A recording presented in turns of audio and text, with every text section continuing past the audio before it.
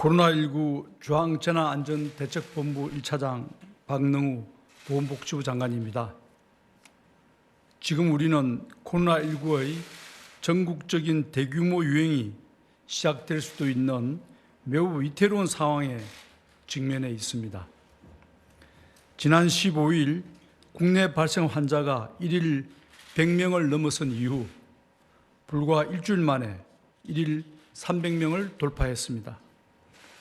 오늘도 315명이 확진되어 환자 증가는 점점 가속화되고 있습니다.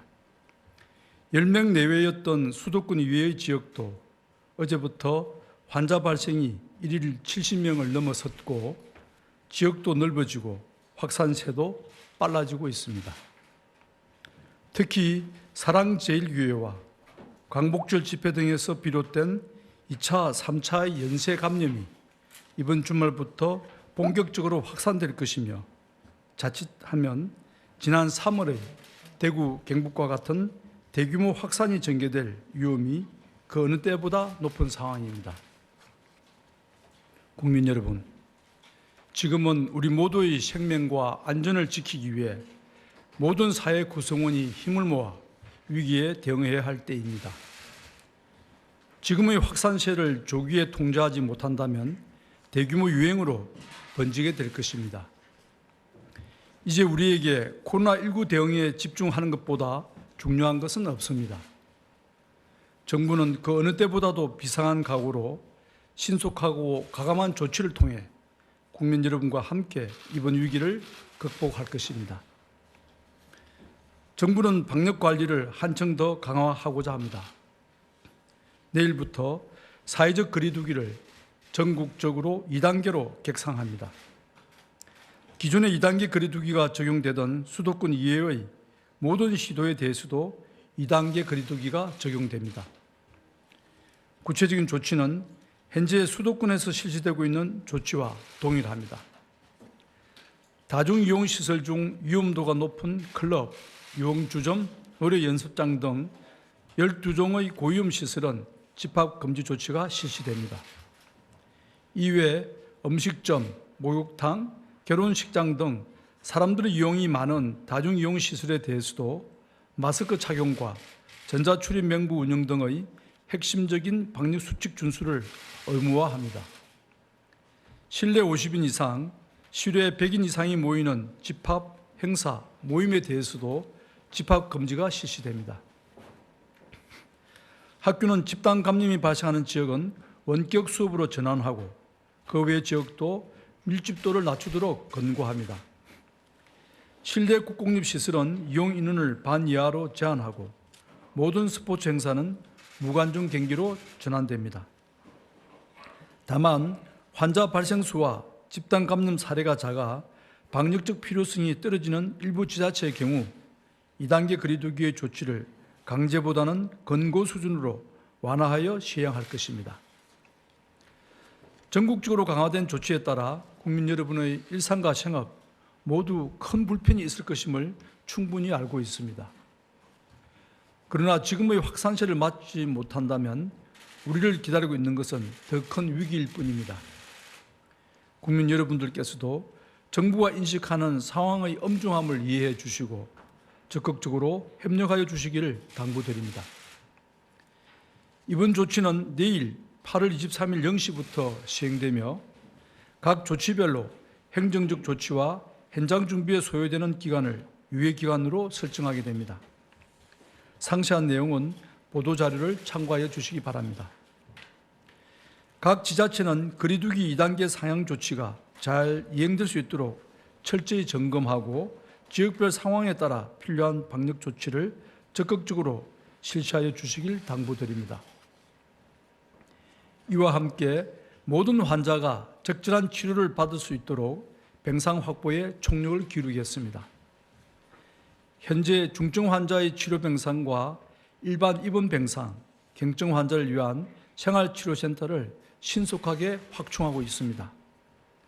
먼저 어제부터 수도권 긴급대응반을 본격적으로 가동하였습니다. 서울과 경기, 인천의 환자들에 대해서는 각 시도가 병상을 배정하지 않고 중앙에서 중증도에 달아 적절한 병상을 총괄적으로 배정하고 있습니다. 수도권 중환자 치료 병상은 현재 75개가 가용하며 전국의 유중, 중증 환자가 25명임에 반해 병상의 여유가 있습니다. 그러나 일주일 내로 30개 병상을 추가로 확보하고 신속하게 중환자 병상을 더 확충해 나갈 계획입니다. 경증 무증상 환자를 위한 생활치료센터를 확충하여 내일 개소하는 경기도 교육연수원을 비롯하여 다음 주까지 총 4개소를 추가 개소할 것입니다. 정부는 치료가 필요한 국민이 적절한 치료를 받지 못하는 일이 없도록 모든 역량을 길집하여 안정적인 치료 체계를 구축해 나가겠습니다. 존경하는 의료인 여러분, 지금은 일촉즉발의 코로나19의 대규모 확산을 막기 위해 의료계와 정부가 더욱 협력할 때입니다. 정부는 국민들의 생명과 안전을 지키는 것이 최우선적인 임무라고 생각하며 코로나19 위기를 안정화시키는 데 모든 역량을 집중하고자 합니다. 의사단체가 문제를 제기하고 있는 의과대학 정원 확대와 공공의대 신설에 대해서는 수도권의 코로나19 상황이 안정된 이후 의료계와 논의를 하며 추진해 나가겠습니다. 의료인 여러분, 위기 극복을 위한 정부의 결단에 뜻을 함께하고 국민을 위한 본연의 임무에 충실해 주시길 바랍니다. 자신의 자리에서 진료 현장을 지켜주십시오. 병원에서, 응급실에서, 중환자실에서 환자를 치료하고 생명을 구하는 의료인 본연의 역할로 복귀해 주시기 바랍니다. 만약 의료인들이 진료 현장을 지키지 않을 경우에는 정부는 필요한 모든 조치를 실행할 것입니다. 국민의 생명과 안전을 보호하는 것은 국민이 정부에 부여한 최우선적인 의무이며 정부는 이를 엄격하게 이행할 것입니다. 당면한 위기를 극복하기 위해 정부와 함께 최선의 노력을 다해 주실 것을 당부드립니다. 마지막으로 국민들께도 당부 말씀을 드리겠습니다.